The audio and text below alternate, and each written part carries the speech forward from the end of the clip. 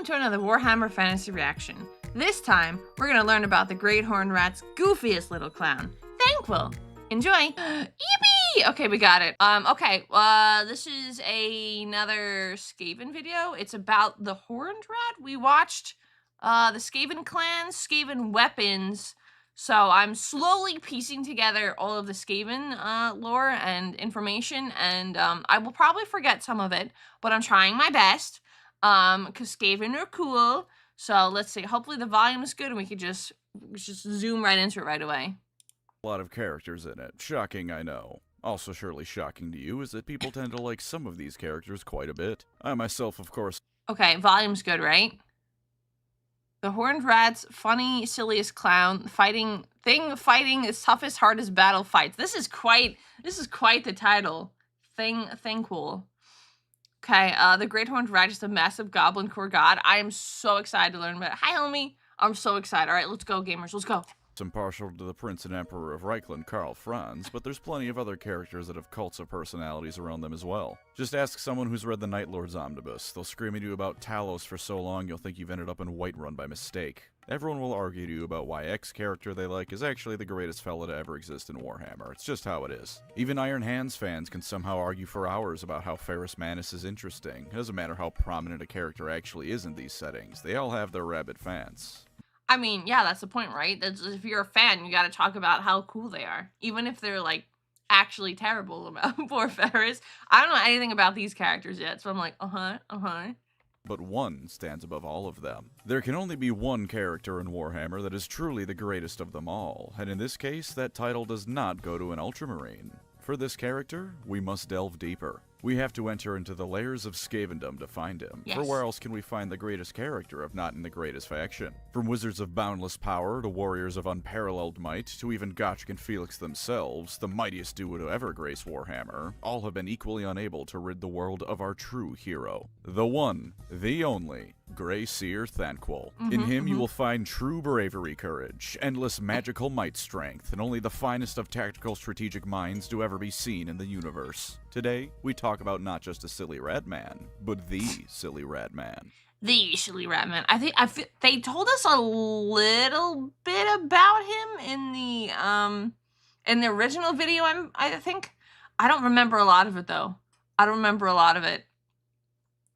He has a number of interesting character traits. Really, that's so sad. Poor Ferrus. Back to the rats. To pay respects not only to Thanquol, but Boneripper and his thousands of identically named brothers. Thanquol's origins aren't completely known, but by virtue of him being a Grey Seer, we can draw from what we know of them to make some reasonably educated guesses. Whatever clan he once came from, he was born with grey fur and horns growing out of his head, and so from birth he was already destined to become a Grey Seer. Becoming an apprentice to an existing Grey Seer named Sleekit, he was a model apprentice to his liege, just as dutiful, studious, and loyal to Sleekit as any apprentice would be to their own Skaven master. To translate that, he was dutiful in trying to get his fellow apprentices killed and framed for things, studious in all the ways he could potentially get his master killed so he could take his place, and of course, loyal enough that when his master was crushed to death, Thanquol stayed just long enough to watch him die and steal Sleekit's staff and amp.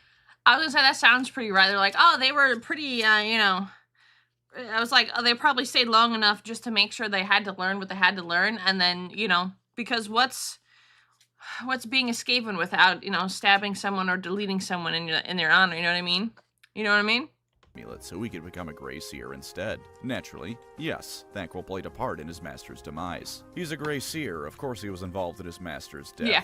His fellow apprentices were all done in on their own though, or at least without Thanquol's direct help. In between his origin and Gotrek and Felix, not too much happens, but at some point in his life he was picked up by Seer Lord Kritislik, the head of the Grey Seers and a member of the Council of 13. Thanquol was specifically chosen by the head of all Grey Seers to be his top guy, so you know his life is going to be fun to read about. Now this video is going to be a bit more of me yapping about all things Thanquol has done, because I just like talking about the funny rat more than anything. So how about we get into his first appearance? At first glance, the title of the book does not bode well for him, I must admit. Skaven Slayer, a Gotrek and Felix book. Thanquol at this point was deemed to have enough... Okay, sorry, looking at the map.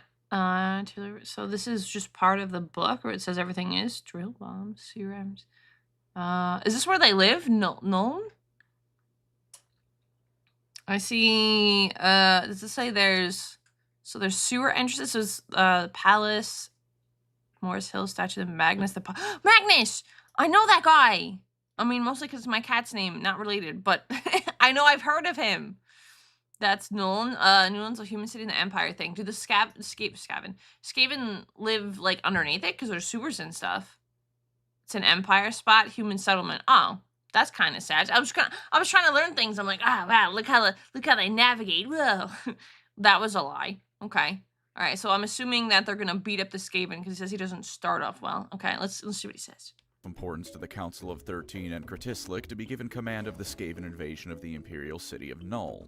The head of the Empire's engineering and gunpowder production, Nuln would be a great city to take down in any invasion of the Empire of Man. Thanquol was to lead the charge on this operation, and almost immediately he just couldn't help himself from being himself. Thanquol's initial plan to take over Nuln was, in all honesty, not a bad one. One of the heads of Nuln was, shall we say, not a fan of mutants even by Warhammer standards, but somehow in this insane man's mind, Skaven were okay to work with for a bit. They were outwardly bad, you see, whereas the insidious mutant lurks anywhere and should be dealt with first. This attitude led to him trusting Thanquol, a sentence that doesn't bode well for anyone. Thanquol's I was gonna say, imagine trusting the Skaven Lamau. Plan was to manipulate Fritz von Halstead, the individual in question, to eventually cause a civil war in the Empire by way of getting Karl Franz's brother-in-law killed. Fine plan, but unfortunately Gotrek and Felix tripped over it. At the time, they were working as sewer jacks and patrolling Nuln's sewers, not because they were specifically looking for Thanquol, but because those two are in a perpetual state of having no money and needing odd jobs to get by.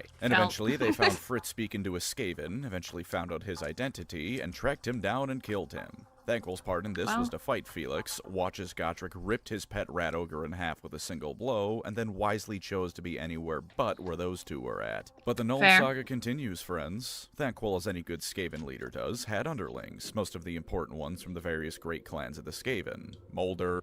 Underlings that he didn't delete right away?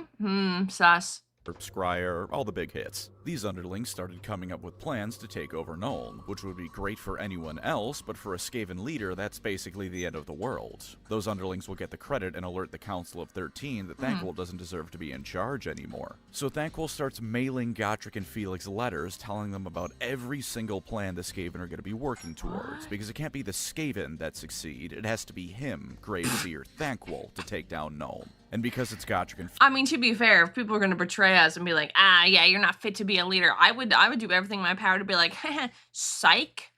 Guess who's going to be the one who's known to do the cool things? It's going to be me. Underlings are great for a Skaven, gives you someone else to throw in the way of assassins coming at you. You know, you're not wrong. You're not wrong. Felix, all of these plans are dealt with, some a bit less successfully than others, but nothing works well enough for the Skaven to take down Nuln. Clan Pestilence is going to spread some diseases with a super plague. Better send a letter to the dwarf and the manling to go stop them. Clan Scryer is going to steal the steam tank. Tell the dynamic duo to kill every rat involved. The best part of all of Dang. Skaven are most reliable, trustworthy of all races. Yes. Man thinks should always invite allow Skaven into their city settlements. Yes. Thank you for the super chat, Whereabouts. No. Okay, as much as I like this Skaven, I don't know if I trust them. I would keep them, like keep your friends close and your enemies closer. No, Skaven are staying very, very far away. I'd be like, wow, those Skaven are so crazy. Haha, keeps them very, very far away. States away, countries away even though they live underneath areas, but this is that Gotrek and Felix take a single look at these letters and go, a rat wrote this. This was clearly a Skaven that handed that to you. But they just shrug and listen anyways, because it keeps working out. From Thanquol's perspective, this is a genius act to deal with treacherous underlings and come out on top. But from theirs, it's just like, well, I guess this one rat really doesn't like the others. Might as well keep doing what he says. Eventually, he starts cluing in on the fact that these two are perhaps going to cause him some trouble down the line, and sends Slaaneshi and assassins to kill him. Doesn't work. The Skaven Slayer stories are in the first omnibus, and there's 6 of those things. Of course it doesn't work. After this, there's an event where all of Nuln's nobility are together at a ball. The perfect time to strike. Nuln is invaded by the Skaven, everything is in chaos, and then Thanquol still cocks it up by not realizing he's in a Gotrek and Felix book. He also decided to ass blast his chief assassin Underling to Kingdom Come. Why did he do this? It wasn't much a fan of him, basically. Invasion foiled because Gotrek and Felix rallied the people and then kicked him out. Thanquol scurries away to plot another day. Now this was an embarrassing defeat for Thanquol, and it lost him quite a bit of money and power. And he knew if he returned to Skavenblight, the Council of 13 would ask him what the hell went wrong, and then probably kill him. So he gathered what money he had left and instead started investigating a dwarf outpost in the middle of nowhere, correctly figuring out that they were surely up to something over there. He did a bit of spying and almost shit himself because he saw the blonde man that had caused him so much trouble and knew his angry short redhead buddy wasn't far behind. So he throws his new forces at the outpost in a semi-panic, which fails, although there is very one sad death scene for a dwarf who was stationed as a guard only to be poisoned to death as he alerts everyone the Skaven are here now. Thanquol's army ends up being routed, but not before he learns that the dwarfs had built themselves a war zeppelin. So okay, so he's planning all. This is crazy to me. He's planning all this, and he's like, "Yeah, I'm gonna do the thing." So he's terrified of the red-haired dwarf and the human guy. I mean, for obvious reasons, because why wouldn't you be extra cautious? But at the same time, like, it just seems silly. Who wouldn't trust rats? They're famously trustworthy. Oh yeah, 100%, totally trustworthy. You're right. It's only trustworthy enough as a bulwark against the Order factions. Will you build up your forces and crush them yourself? That's literally what he's doing. He's like, didn't win this time, but next time. He's like, he does all these things, right? Plans against everyone, and then when he loses, he's like, oh, you, hands on hips. Can always trust Skaven to stab you in the back when your usefulness is done. Oh, that's literally what it is. The caught shot, expression though. Pretending he had bad internet at one point in the book to avoid getting shouted at in Ratsu meeting. Wait, what? Oh, it's the man things whose names are on the book cover. Escape. Yeah, it's like, I know these guys are dangerous, so I'm gonna do all these things and then hopefully survive. He has plans. Things really go to his plan, but he got them. If I know all else fails, I know I had my plan, Lamau. Thanquol's indeed a silly little guy, a horrifying silly little guy. He's just a little guy. He's just hee hee ha ha funny. he has his little ratty Skaven underling, Lurk Snitchtongue, that he's been abusing and having work as a spy, hitch a ride on the damn thing. Since he can see through this poor rat's eyes, he's constantly badgering him on updates on where the Thunderbarge is going. Lurk, who's trying to Skyrim stealth his way around a dwarf Thunderbarge without getting caught, is constantly trying to hide not only his physical presence, but Thanquol's magical communications with him. At one point, he was forced to hide on the outside of the moving Zeppelin, while a chaos storm was happening outside. The poor dude was— How do you hide on the outside of a Zeppelin during a thunderstorm? What? basically mutated into becoming a rat ogre because his boss wouldn't let him go home when his shift said he was supposed to be done. Fair. And when Thanquol meets back up with him, it's right before Gotrek and Felix are about to head to the Chaos Waste themselves. Thanquol, who had gathered another army of underlings courtesy of Clan Molder to replace the last one that died under his command, ambushed where the Thunderbarge was briefly going to stop and resupply, as well as capturing Max Schreiber and Ulrika Magneva, two of Gotrek and Felix's good friends, to put it one way. When the main two fellas showed up alongside Snorri and Malachi, they all started fighting.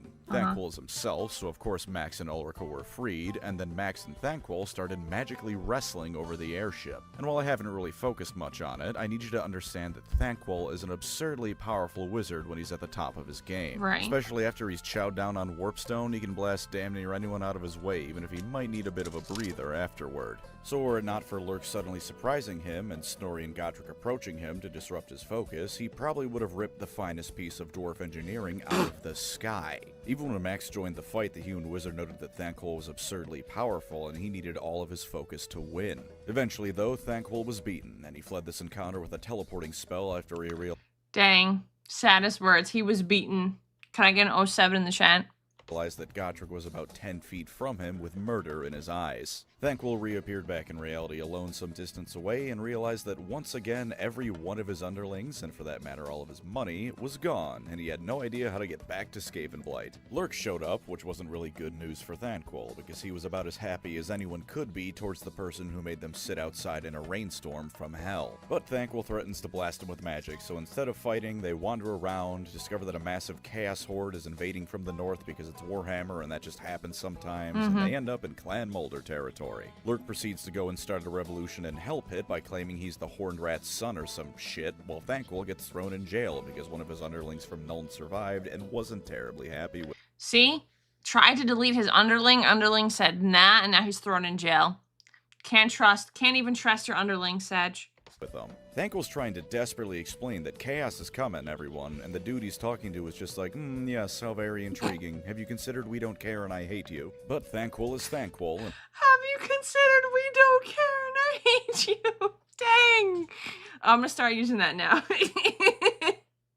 Every god in the universe is smiling down on him because he's the funny little rat guy, so of course he has a free ticket out of this problem too. Because Thanquol has a direct magical connection to Lurk that lets him know where he is and what he's doing, Lurk's slave revolt is completely halted, and Thanquol has once again gotten himself back into a stable-ish position. Thanquol is then given command of another army, and for once this actually goes well. While Gotrek and Felix were defending the city of Prague, Thanquol was just kind of randomly appearing throughout the book. Towards the end he fights part of the same horde Gotrek and Felix were, and in his own words, despite not even outnumbering the enemy because there were only 4 Skaven for every 1 Chaos Warrior, victory was achieved. And props to him because, yeah, he just won the fight. There wasn't much going on with it. It was... We want to fight, let's go! The side story in the main Gotrek and Felix book that amounted to a bunch of rats jumping Chaos Warriors who thought they were going to go fight someone else. But hey, a win is a win, and Thanquol is ready to enjoy some rewards for a resounding Skaven victory. And before I move on to his own books, at one point in the Gotrek and Felix books, Thanquol is using a far squeaker, basically Skaven Skype. It blew up in his face. Oh, I remember that, because I was saying they had cell phones. Oh, well, I was going to say he got it to work, but it blew up in his face, so never mind. False alarm. This was an assassination attempt. This was also the singular time something went wrong in Thanquol's life that he didn't blame on sabotage by other people. I thought you were gonna say the singular time something didn't go wrong, and I'm like, bro just lost a bunch of fights, so, but yeah, that he didn't blame on others, so he blamed it on himself? It's peak. This rat is peak. We've reached the pinnacle of fictional characters right here. I thought this said gay seer. My bad. Anyway, continuing. So anyways, we cut to the events of his own books, and immediately he is being kidnapped by other Skaven. And the best part of this is, the book doesn't begin with him even conscious. He is dreaming of himself achieving ultimate power, only to be thwarted by Fair dream. Fair dream. You know, just an ultimate power. Fair. Gotrek and Felix. Those two are literally in his nightmares. He spent such a massive amount of time thinking about that, even this relatively early into their story and his own. When he wakes up, he's tied to a pole being carried by other rats, and immediately, and I mean immediately, he starts blaming other people for his predicament. Sabotage by his underlings, incompetence by his underlings, the hated Gotrek and Felix things that keep ruining his... I'm sorry, Morbid, that is such a banger comment. A squeaker must have been a Samsung Galaxy Note 7. I understood that reference. His plans. Nothing is ever his fault, of course. He's taken to the Council of 13, and when he meets with them, instead of congratulating him on defeating a random Chaos army, they're like, hey buddy, where's the Zeppelin? Then they drop him in a hole which he fears is the, quote, maze of inescapable death. But thankfully no, he finds out it's just the maze of merciless penance, which in theory you can survive. How many mazes they have that he thought it was one and it was another? Okay. Rats and mazes, question mark? Also, of course the Skaven have things like that. Why wouldn't they have something called the Maze of Inescapable Death? Since he made it through the maze, Thanquol's restored to something resembling a position of power and is told to go snoop around Under-Altdorf, the Skaven Undercity that's of course Under-Altdorf. The Council doesn't think those Skaven Under-Altdorf and Under-Altdorf are quite as loyal as they should be. Plus, there's an artifact of incredible power that's recently been uncovered there, and the Council of 13 wants it. So he goes to Under-Altdorf, but not before he gets some chances to be himself for a bit, aka an asshole. For example, the Skaven have a... I was saying, if he gets to be himself for a bit, I'm like, what is that intend? Okay, well, thanks. Well, they're rats, so yeah, well, I didn't... I too like building mazes in video games. I was meant to like the Skaven, apparently. Single crop they grow called black corn. It's corn that tastes like rat shit, but by virtue of being food that isn't the corpse of another Skaven, having some is a sign of wealth. Thanquol is a picky eater, so he tosses some away to show how wealthy he is. Picky eater? Bro only eats dino nuggets, Sag. And to have other Skaven be jealous of him. On the ship that'll take him to Under-Altdorf, he also kicks the Skaven boat captain in the face, who then starts beating his underlings and telling them to do better jobs, and the entire exchange ends with the crew of the ship Thanquol is on randomly whipping slaves because they feel slighted. Skaven society truly is a marvel of social engineering. As the book goes on, Thanquol finds more information about the artifact he's after, called the Wormstone, because it makes weird worm things that aren't even technically alive. If a human touches it, they become violently ill until they dissolve into sludge. If a Skaven touches it, there is no ill period. They just die and make more worms. Now's a good time to mention something about Thanquol and his books. They're horror stories. For pretty much everyone that isn't a Skaven, Thanquol's books are an unrelenting march of terror as people wonder what is happening, how to stop it, realizing there's a dastardly Skaven ploy, or that the Skaven are even real in some cases. Then we cut back to our rat, and it's right back to the eternal circus that is Thanquol's life. It's hard to put into words how utterly horrifying. Dead cat on hip? What the? That's messed up. What the it is to be in one of his books if you aren't Thanquol. And the main antagonist of Grey Seer, because calling anyone but Thanquol the bad guy is woefully incorrect, proves this in many ways. There exists the Shadow Wizard in Altdorf known as Jeremiah. Shadow Wizard, Pog? Scrivener. He's a secretive protector of Altdorf, with a vast range of contacts and underlings from all walks of life, be they criminal, city watchmen, and even some dwarfs. The dude's so intimidating that's like a ghost when he walks in a room. People he's near can't see him if he doesn't expressly allow them to. That's same vibes. That's like kind of like me. When I just stroll up, people are just really intimidated by my presence. It's true. They only feel a dark and foreboding presence. He makes the room he enters grow chill, ice starts creeping up on the mirrors, and of course as a shadow wizard he can manipulate shadows as he likes. The dude is so powerful that he semi-regularly astral projects to talk to Slaaneshi. He knows his stuff. And aside from being terrifying to the human characters of Grey Seer, the few times he's relatively open about what threats they face, he's talking about a threat that can completely destroy Altdorf. This unending tide of vermin beneath the city, led by a mastermind rat, hatching a plot that can destroy all of it. And worst of all, he's right, because the Skaven eventually decide to use the Wormstone to poison all of Altdorf's water supply in the most horrific way possible. The entire book for the human characters is an absolute nightmare, and as the human characters find various people afflicted by the Wormstone's plague, as well as encounter the Skaven, you can see just why people are utterly terrified of the Ratmen. Then we cut back to Thanquol, and it's just a sequence of him being an asshole, or a traitor, or both. He meets the ruler of Under-Altdorf, who reveals he wants to become ruler of all Skavendom, whereupon Thanquol decides this treacherous act must be stopped. It should be Thanquol who uses the Wormstone to become powerful in the eyes of the Council of 13. Or no, let him cook. Let him cook. Even take it over himself. And then he does a line of Warpstone because the man's heavily addicted to it. Then he does a line of Warpstone. Okay. Warp snuff sometimes too, which I'm pretty sure is just crack. I know Warpstone is already pretty similar to Coke, but Warp snuff is like that, but it doesn't boost your powers. Grey Seer is probably my least favorite of the 3 books, so I won't spend too much time on it, but please do not take that to mean it's any lesser of a read. That'd be like saying out of these 3 gold bars, this one's the smallest, so it's completely worthless. As the book progresses, Thanquol makes about 50 different alliances through begging, lying, promising to backstab someone else, and then actually backstabbing someone else before repeating. There's also, at one point, another Boneripper involved. This one has 3 arms and is supposedly the largest one yet. It dies, because of course it does. It does basically kill this monstrous clan pestilence diseased rat creature thing before it can get Thanquol though, which Thanquol does appreciate. In fact, the only things I think he ever has any semblance of positive, genuine emotions towards are his various rat ogres that he always immediately names Boneripper. Doesn't stop him from hitting them or berating them, of course, it just means that when they do something nice, he might actually seem appreciative. Eventually we come to a climactic battle where Thanquol is fighting his rival Skaven, who is incidentally Lord Skrulk, but even this early on, anyone who isn't Thanquol is completely tertiary to Thanquol and Thanquol's plans, respectively. All the Skaven involved are also fighting Jeremiah Scrivener and his ragtag army. Thanquol had dueled with him on several occasions throughout the book, and the entire time it was from the Shadowmancer's perspective, he's watching this rat counter almost every trick he has, where even though he mostly has the upper hand, the Grey Seer is clearly a dangerous foe. Then we cut back to Thanquol, and it's back to being a comedy. He's chewing on Warpstone both for the power and the comfort throughout the fight, and also whenever he's on Warpstone, as an aside, he briefly becomes even more of a megalomaniac before he reins himself in a bit. This manifests throughout the entire series, and in this case Is it terrible that he'll say things and I'm like, yeah, that just sounds like him. That sounds like something he'll do, Lamau. Surely Boneripper 30 will last longer, surely. At least he has some kind of affection towards it. I was like, oh, that's kind of sweet. And then it's like, yeah, but he still berates them, Lamau. And it's like, oh, it was a fleeting moment, but we love it here. leads to him promising to kill Scrivener, Skrolk, all of Under-Altdorf, all of Altdorf.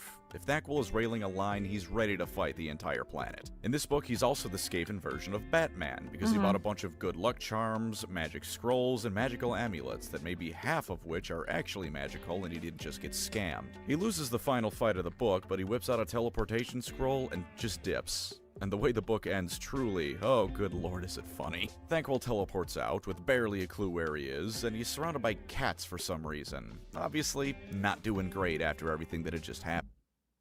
Okay, I was gonna say, like, imagine being, like, the main character of the book, and then it's like, oh, just kidding, yeah, you're actually losing, and then you teleport out, and I was like, it can't get any worse, though. Teleports out, runs away, surrounded by cats. Well, alright then, okay. But just then, some fat old lady comes in, sees him, and faints in terror. And I swear to you, I'm not just being mean when I say that. Thanquol calls her one of the plumpest examples of humans he's ever seen. The final sentences of the book are him trying to come up with a lie for the Council of 13 as to why he couldn't retrieve the Wormstone, and him praising the Horned Rat for gifting him such a bountiful meal in the form of that soon-to-be very dead old lady. Some fantasy books end with the hero rescuing the princess and saving the day. Others end with the promise of hope on the horizon, even if much work needs to be done to reach it. Warhammer fantasy books end with a rat mad eating a fat lady after he does drugs. Best series by far. So Thanquol's doing a bit better now after that book. Not by too much, but he is doing better. Yeah, he got better. Yeah, just a little bit. He just ate an old cat lady. It's kind of, yeah, I can't say I was expecting that. Cinema. That's something. Manages to avoid being executed by the Lords of Decay, too, even if Clan Eshin's lords clearly had plans for him. He decides to take himself on a walk through Skavenblight and even buys himself another Boneripper. All in all, he's doing pretty good. Yeah. Then a bunch of garbage Skaven assassins try to kill him, the real competent one tries to poison him, and then he tries to get Thanquol killed via Skaven Crowd Crush. It was funny because when he saw the 3 goober assassins walking towards him, he was in utter disbelief. He looked at them and was in complete shock at how bad they were at their job, immediately approaching him wearing what looked like assassin garb and drawing knives. Then the actual assassins started fighting, and he understood what was happening then. Okay. Him and Boneripper number 4, I think we're on 4 now, drive off these assailants, and Thanquol scuttles away to the room he's renting. Then he gets jumped by Deathmaster Sniksh, who cuts down Boneripper in seconds and brings him to Nightlord Sneak, Grandmaster of Clan Eshin. Our absurd rat protagonist should by all reason and logic be dead, but for reasons I simply cannot comprehend, people keep trying to use Thanquol for some reason. His track record is noticeably failure after failure by this point, but if I had to guess, it's both because he makes an easy fall guy, and when you want a wizard on the cheap, threatening Thanquol is a good way to go about that. Well. Thanquol is now involved in a Clan Eshin scheme to assassinate a prophet of Sotek, whose name I'm not even going to pretend to try and say. It's a red-crested skink, it isn't the goober you probably only know for having a bad Total Warhammer campaign, and he resides in a city only relatively recently being re-inhabited by the Lizardmen after Clan Pestilence made it all icky. For a brief cut into what the non-Skaven characters will be doing in this book, it is as follows. The human characters, and briefly an elf, are going through hell as they're marooned in Lustria and subjected to all the hells of this continent, fighting both the jungle itself and the lizardmen inside. For a Slann, the entire book What is this? Very textured though. Okay, anyway. was orchestrated by him as he tries to figure out if the cult of Sotek the Skinks have is actually a good thing or not, since the Slann really aren't sure on if Sotek is a good or a bad thing for the Great Plan. All the suffering of everyone involved in this book is the Slann's fault, because for some reason they can't determine if the god of their Frog wizards? Did I miss out on the frog wizards? It doesn't look familiar. Did they like very briefly mentioned it? Damn boy, he think. Slander frog priest for the old ones. Oh. I said, I don't remember. They're the greatest wizards in the world, and the Skaven took that personally. Sorry, Thanquol took that personally, Lamau. Opinions that despises the Skaven as a force for good or not. Anyways, back to the Rat Man. Thanquol's immediately upset to find out he's not the one in charge of the expedition, and almost immediately after learning this, begins devising ways to get the true leaders killed. Naturally, none of these methods he comes up with are how it happens, because Thanquol's an idiot. Once the Skaven themselves arrive in Lustria, they start scouting out how to find the Temple of the Serpent and Sotek's prophet. Of course, first a few dozen of them are eaten alive by sharks, but that's hardly worth mentioning. Oh no, a Skaven died. Grass is green and I need insulin. What a big reveal. What is worth mentioning is something that was brought up by the human and elf characters during one of the segments. In the southern tip of Lustria is a high elf settlement they briefly plan to escape to. In between them and that settlement lies the Vampire Coast. Now, I want to learn about the vampires too. Sorry, eventually I want to learn about them too.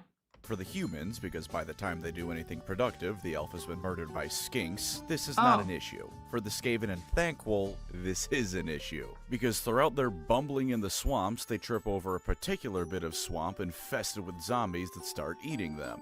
Thanquol switches rapidly back and forth between cowardice and actually fighting before he's jumped by the same first Skaven assassin from earlier. Okay. This assassin is actually one of his underlings from Skaven Slayer who wanted revenge for Thanquol getting him and his fellows killed in. He wanted revenge for Thanquol? Hello? Yeah, no, I heard about the vampire pirates. I want to learn about them so bad. I want to know everything about them.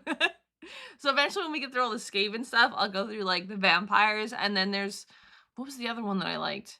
There was like three, I know the fourth class was, I forgot. There was 4 classes that I kind of liked. So once I get through a lot of Skaven stuff, we'll eventually do the vampires, and then the other races that I like.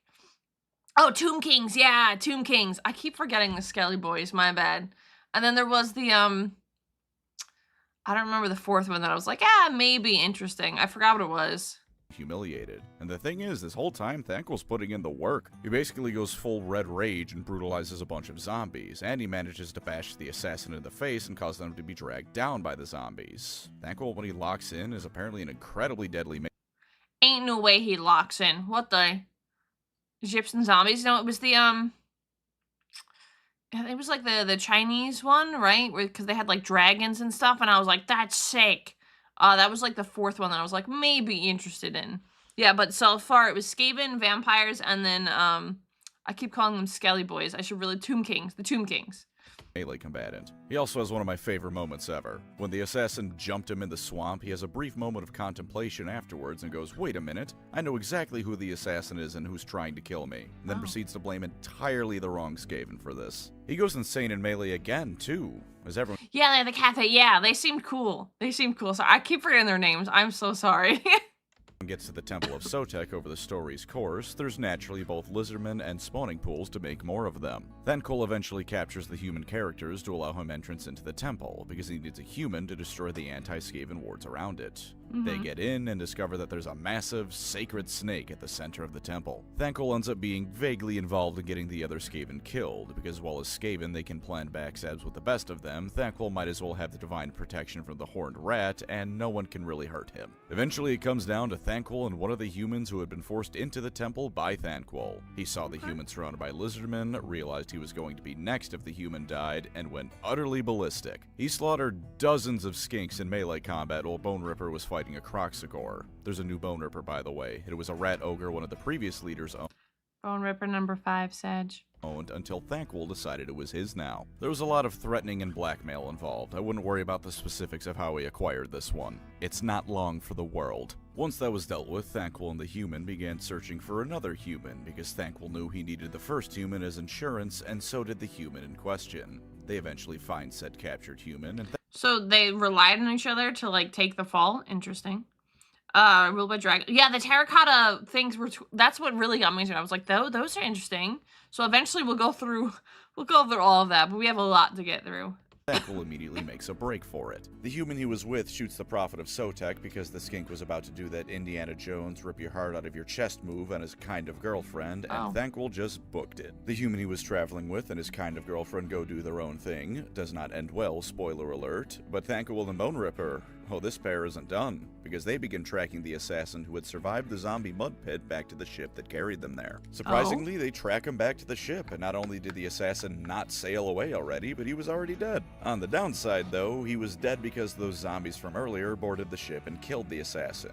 Thanquol and Boneripper go ham for a bit once again before Thanquol realizes, uh-oh, I'm using warp fire magic, and one of those zombies he cooked had just fallen into the ammunition storage of the ship. So Thanquol dives off the ship onto a raft into the water, and it takes just long enough for him to feel stupid about doing so before the powder storage goes off and the entire ship blows up. Thanquol survives if a bit shaken up, and Boneripper actually makes it out as well. The red ogre claws his way on. The Boneripper makes it pog! Okay, sorry. To the raft Thanquol's on, to which Thanquol in his mind starts calling Boneripper a useless idiot for daring to claw his way to safety near his master. And then, much like the Grinch, Thanquol got an idea. A terrible, awful idea. See, this is why you shouldn't think. You shouldn't think even once. See, he has an idea, and I'm already afraid. The raft Thanquol was on had water, but not much food. Boneripper number whatever we're on was basically dead and already at least a little bit cooked. So the last we see of Thanquol's point of view in this book is him once again thanking the horned rat for providing him food as he proceeds to begin getting ready to eat his pet. This is... No. No! Why? Why? We were just beginning to be friends. What? No! What else would they could laugh track? He's like, thank you. You have provided me food. It is my friend and someone who kind of got a little exploded due to something I've done, but yeah, he can't keep getting away with this. Now the second book in a row where Thanquol's finished it by eating a living creature. The rest of this book is full of amazing little moments too. Like I mentioned earlier, Thanquol didn't buy or was gifted this Boneripper like he normally was. It was initially a bodyguard for one of the other Skaven leaders of the expedition. Thanquol spends a lot of time up to a certain point complaining that a real Skaven wizard doesn't need something as pathetic as a rat ogre bodyguard to be safe and look tough. But then the singular moment he gets to be in charge, he immediately commandeers the rat ogre and renames it Boneripper. I was gonna say, there's no way after having all the Bonerippers that he's like, yeah, I don't need a big guy to protect me when he's literally done it the entire time. Oh, Thanquol. You silly little guy. This kind of thing is constant, too. He will regularly lambaste other people for things he says are wrong and he dislikes, but the nanosecond things go in his favor, everything he complains about is suddenly perfectly valid. The concept of shame has never entered Thanquol's mind, and I'm glad. I don't want him to ever feel shame. If he felt shame, I'm pretty sure he'd melt. The pinnacle, though, isn't from Thanquol's point of view. It's from the Slaaneshi who started this mess. At least some Slaaneshi view the world as mathematical equations. Magic, the people living in it, all part of one big mathematical equations of the old ones. This Slaaneshi in particular calls the various humans and rats low-variation fractals. They can change things and be a bit random, but you can figure them out for the most part pretty easily. Much like the rest of the Slaaneshi and Lizardmen, he also hates rats. Even more so than demons, they despise the Skaven. And at the end of the book, the Slaaneshi has Thanquol completely at his mercy without Thanquol ever knowing. As Thanquol was sailing away, he could have done any number of things to sink and kill him, but he concluded that leaving Thanquol alive would cause more harm to the Skaven than it would bring everyone else benefit to kill him. The Slaaneshi seeing the world as math just makes it so much more perfect. It literally did the math, consulted all the formulas, and the end result of the magical calculation was Thanquol equals more dead rats. Shocker. Shocker, really. Thanquol equals more dead rats? I don't know if I should feel good about myself or not after reading that, genuinely. Because if you ever want to feel confident, know that you surely aren't as pathetic and harmful to those around you that someone who considers you worse than demons would let you live. But on the other hand, that's one hell of an accomplishment. Imagine Doom Guy leaving a demon alive because it'll kill so many more demons alive than the one dead demon you get by killing it. That's legitimately impressive. Yeah, that's a level of shit that no one can hope to aspire to. Thanquol's doom. Oh no. Chat, does he make it? I'm just kidding. This is not good. We have taken a turn for the worse. Well, then again, do we really want to keep Thanquol? Because he kind of is a butt nugget. You know what I mean? So Thanquol's doom is already off to a good start because it begins with the Slaaneshi from before talking to the Shadowmancer from the first book about how Thanquol is going to be a huge problem for a dwarf hold the wizard has an agent in. On the end of the dwarfs of this book is a mad dash to stop the Skaven invasion of the hold. A rather radical dwarf who's a pretty chill dude with respect for progress and tradition invents automatic machine gun turrets because we're going full steampunk this book, and it's overall good stuff, but we aren't here for them. We're here for the clown, and by God is Thanquol on form from the get-go. It begins with him washing ashore door into a real shithole of a settlement even by Skaven standards, but one under the thrall of a greater clan, so he can't just start evaporating people. He bullies himself into being in charge, kind of. He tries to secure passage out on a boat, kind of succeeds. Then the local Skaven warlord decides it'd be a good idea to jump Thanquol. Now at first, it's portrayed as a bit of a predicament, with a whole lot of rats ready to rob and kill our boy. Then the Skaven warlord makes a crucial mistake, because Thanquol is a PTSD-ridden little goober. The Skaven in charge rubs his thumb along his weapon's edge and draws a little bit of blood.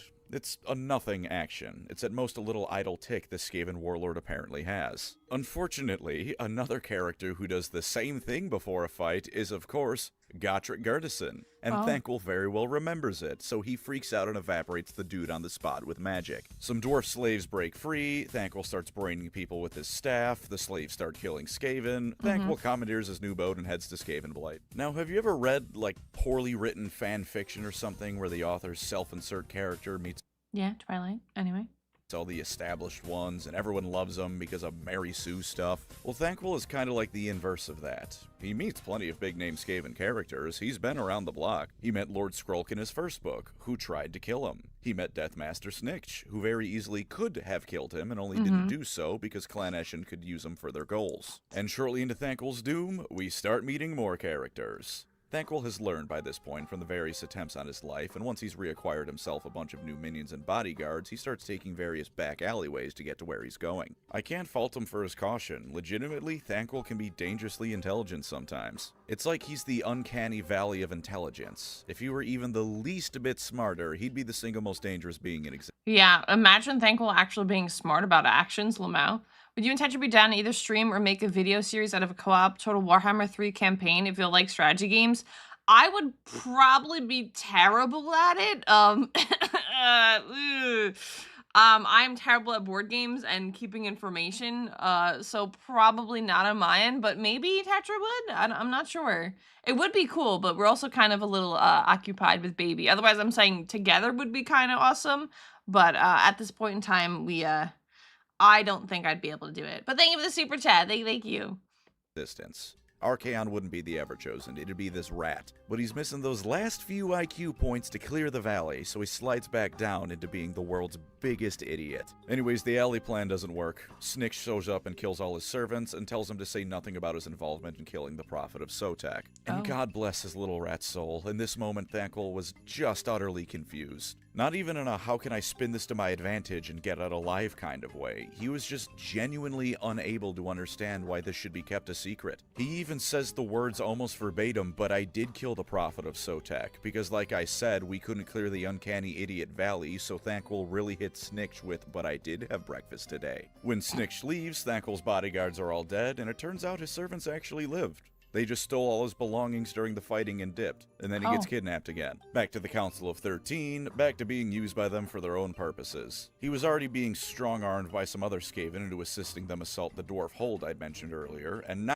You know, I'm kind of shocked through all of this that he wasn't, like, deleted by other Skaven. It's just kind of like he's making it through, makes poor decisions, and then just kind of survives.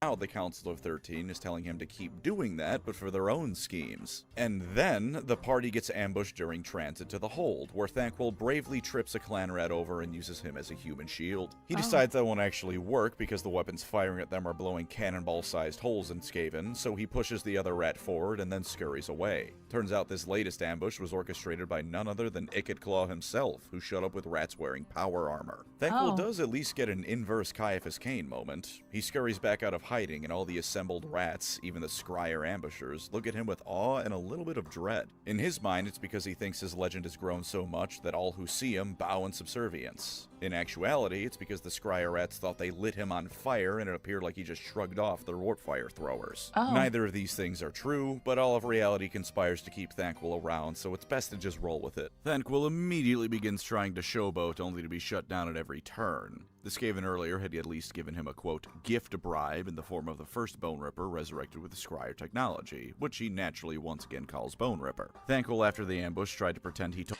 Another Boneripper? Boneripper number 6, let's go!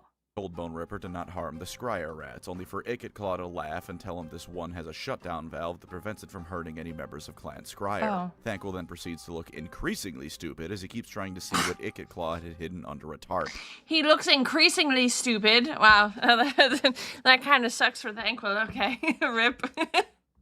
Turns out this was the beginning of a doom sphere, aka a Skaven nuke. It didn't work due to dwarf sabotage, but Ikit Claw nearly blew up the entirety of both Skavendom and the dwarf holds for no other reason than he wanted to prove he could build the biggest bomb ever. To those of you who are about to say that's a very 40k orky thing to do, no, it is not. Orcs are very Skaven-y sometimes, is what that is. Now, I'm gonna jump to the end here for the most part, because as much as Thanquol is great in all of this book, it's more of what I've been talking about. But the ending is truly Thanquol at his best. Okay. Over the course of the book, a mummified paw of a terrible Skaven lord was found that could boost one's magical power, connection to the horned rat, and even summon a vermin lord. Thanquol, of course, gets his paws on this paw, and eventually it's used to summon a vermin lord into the mortal world. Or at least, he wanted to use it to do that. Thanquol, when he first got it, immediately felt something was off with it. Another Grey Seer he'd been forced to travel with used it to try and kill him, and Thanquol noted it made him even more insane than a Grey Seer having a power trip normally is. If Thanquol... It got worse? Didn't really factor in BB needing at least one of y'all, but if it helps your confidence, Warhammer 3 isn't a board game. It's closer to civilization games where you build cities and armies. Maybe Tetra would, maybe. Thank you again for the super chat. I'm sorry. I'm trying to just go through this, but I'm terrible at games, so it's probably even less of a chance of me playing that then. But maybe Tetra. I'll ask her about it because she does play the Warhammer games, so there's more of a chance. But I'm terrible at games, so I would lose it in about 4 seconds, and then I would probably never touch it again. I'm so sorry.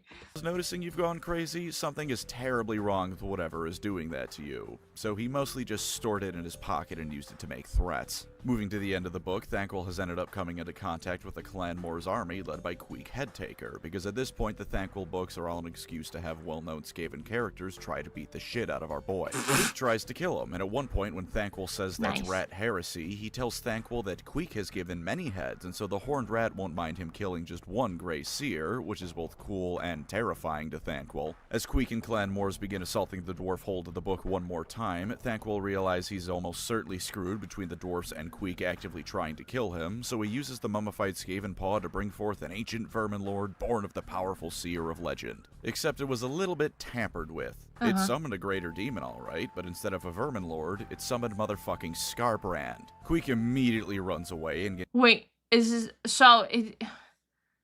this supposed to be like an important character? Because I'm like, wow, he didn't summon this little guy, this guy. I'm gonna rewind a little bit because I feel like I got a little lost.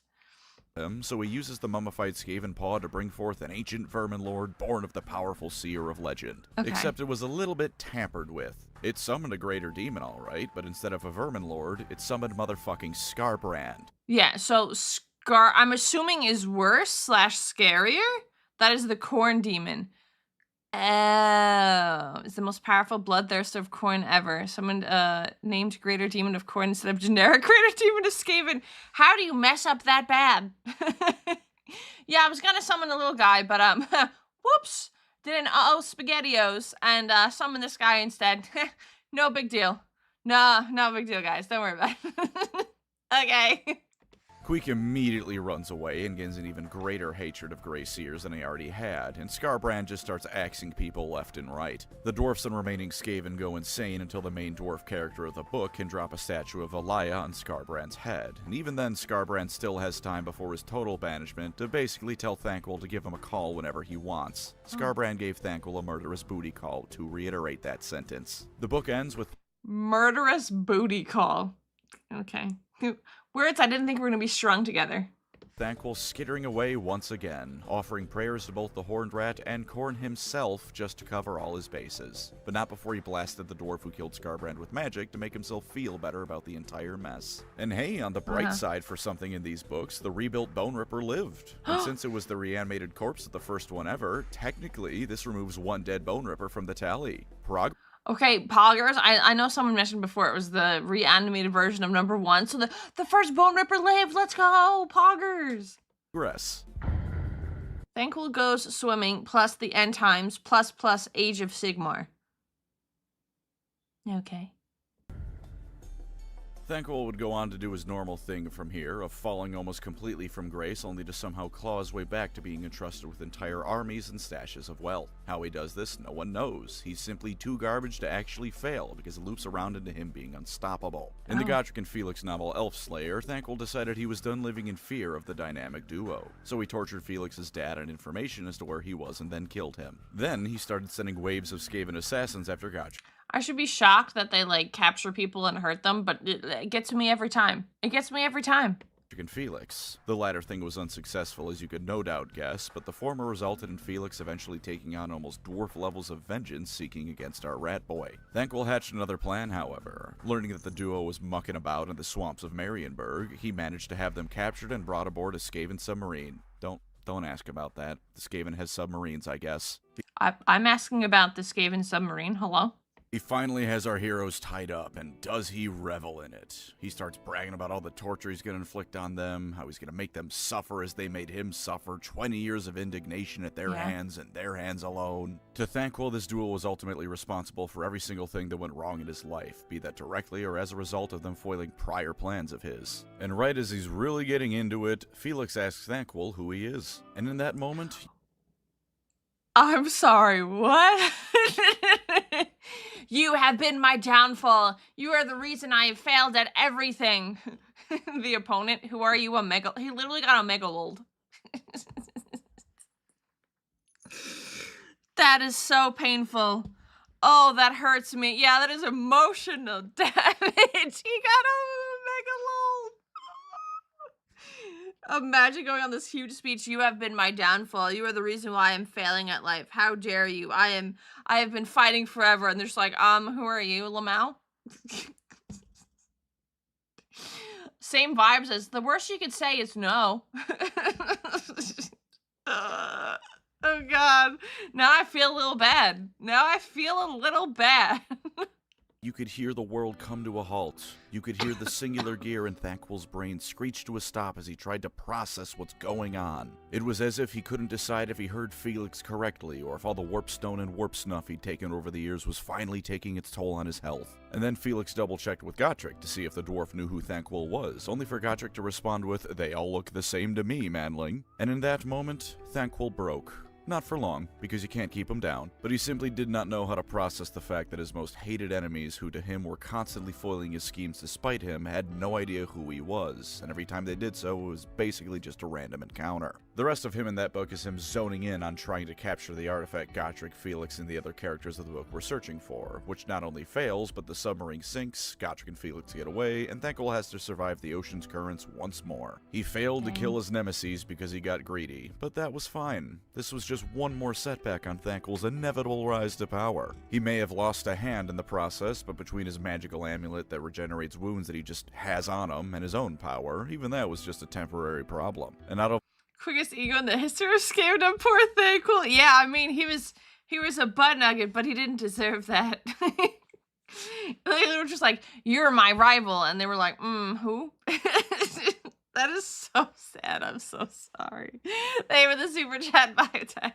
Of all the end times lore there is, this goofball was one of the few who came out on top during it. Thanquol was apparently part of the Skaven forces that destroyed Tylea, and shockingly did well enough or took enough credit from others that he was able to reach the height of his wealth and political power. Seer Lord Kritislisk, I don't know how to say that man's name. Seer Lord Kritislisk, meanwhile, was accused of being a real goober by pretty much every Skaven of any worth. And then the Horned Rat himself showed up in the mortal world and ate the Seer Lord. Oh. The Skaven then unify, if only out of fear of also being eaten, and Thanquol for his part gets to finally invade and conquer the city of Nuln as he once did all those years ago. And then finally we were given our proof. Proof that the Divine truly do smile upon Thanquol, if only because they find him incredibly funny. Because as the new replacement Seer Lord, the most influential Skaven there is, the Horned Rat looked at every Grey Seer possible and then found Thanquol. And lo, did the Horned Rat look at our man and say, You are my top guy. You are the funny one who will bring my word to the world." And then...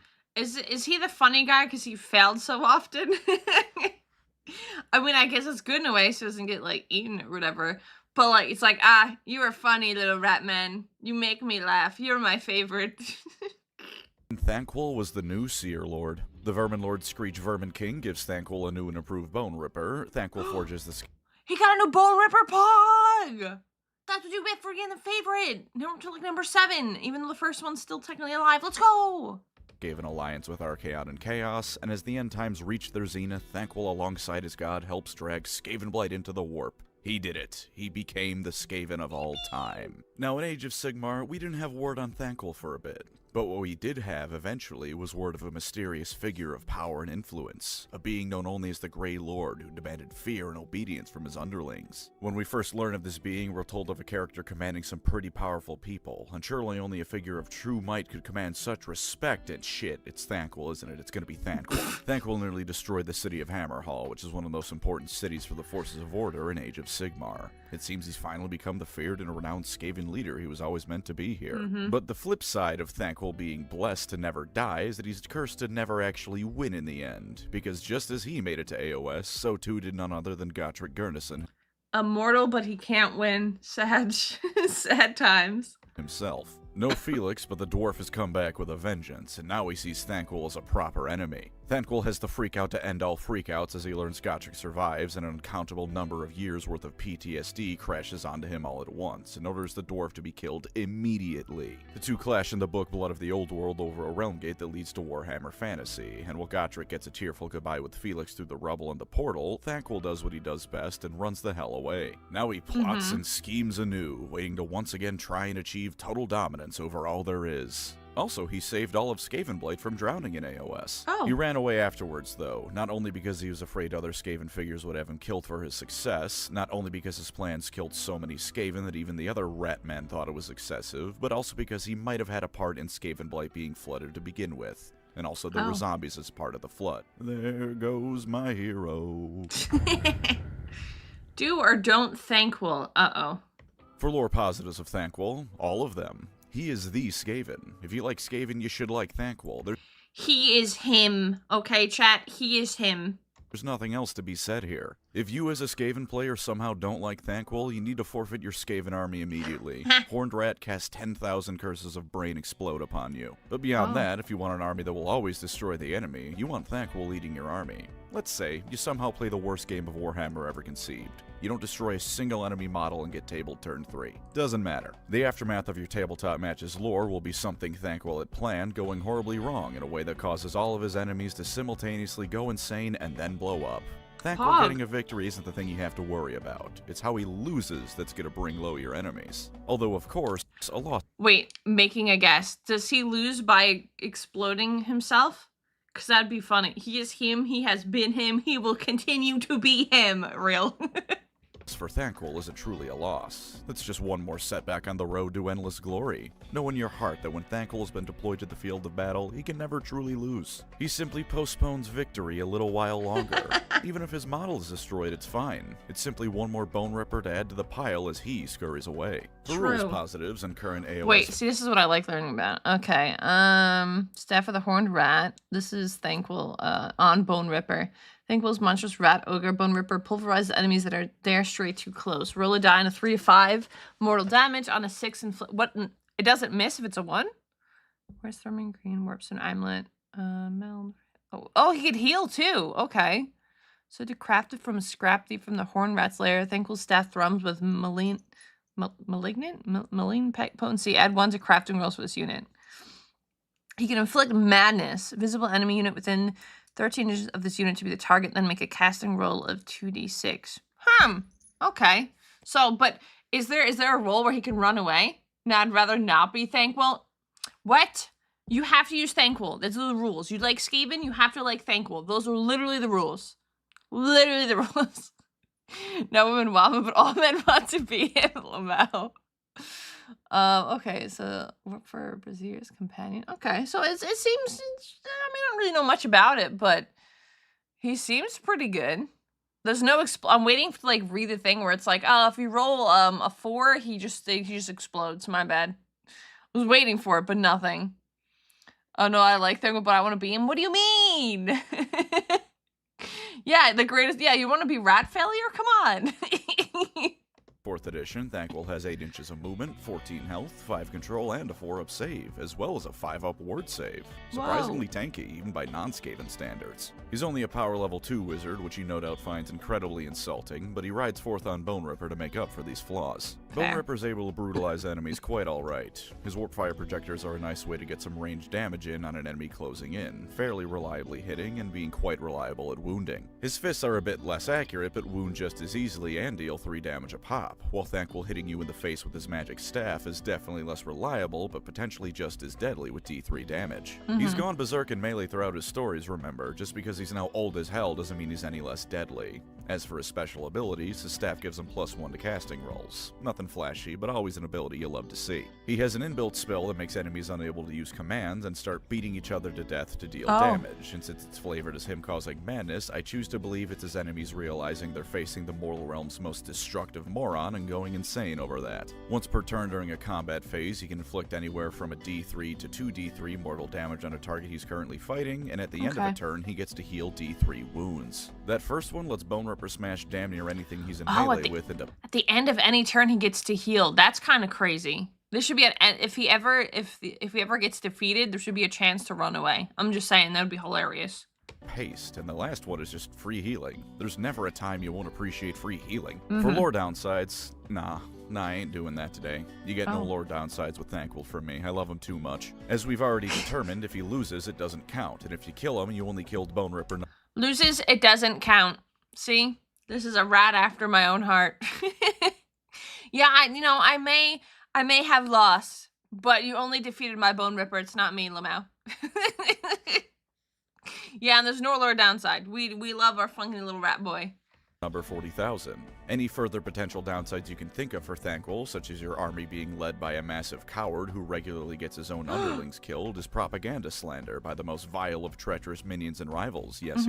As for tabletop downsides, he is definitely a bit pricey at 360 points. You get a wizard who can kick ass in melee and regenerate for the cost, so I'd say you're definitely getting your money's worth, but just beware that if he goes down, nearly a quarter of a 2k point army is going with him. This next one, meanwhile, is more of a piece of advice than a downside, but I wouldn't recommend charging him headfirst into the center of your enemy's army just because he can kick ass. A D3 of healing and a decent save only counts for so much when everyone looks at him and begins beating his ass. On a semi-related note, as a big old monster unit, he can also be vulnerable to being tar-pitted, so try and make sure he doesn't spend the entire match failing to finish off a bunch of goblins or something like that. You'll feel very silly after that happens. He loses attacks as he takes wounds as well, but that's pretty standard for monstrous units in Warhammer. Just something to be aware of. And that was Grey Seer Thanquol. Amongst the Skaven, none shine brighter than he, because for miles around, the world can see his screw-up shining as bright as a star. Thank you as always to my wonderful channel members. He makes my scuff look good. You are the Boneripper to my Thanquol, providing me invaluable support no matter how much I hate you. It makes my scuff look amazing, If you'd like to Lamau. support the channel, feel free to subscribe or become a member. Either way, thank you for watching, and take care out there. I'm waiting to see if there's after credit stuff, because I feel like he usually does. Waiting for it. Waiting. Bum bum bum. Time he wins his win rate is 100% from that point on. Unless it's a win rate reset. It is though. That's literally what it is. Yeah, like, oh, you defeat him? Not really. It's just saying he's funny little minion, Lamau. No ending? No little Boneripper, whack smack this guy thing's nutballs. What? Thank you so much for watching. If you enjoyed the content, please consider liking and subscribing. If you have any recommendations for future videos, please feel free to leave them in the comments below.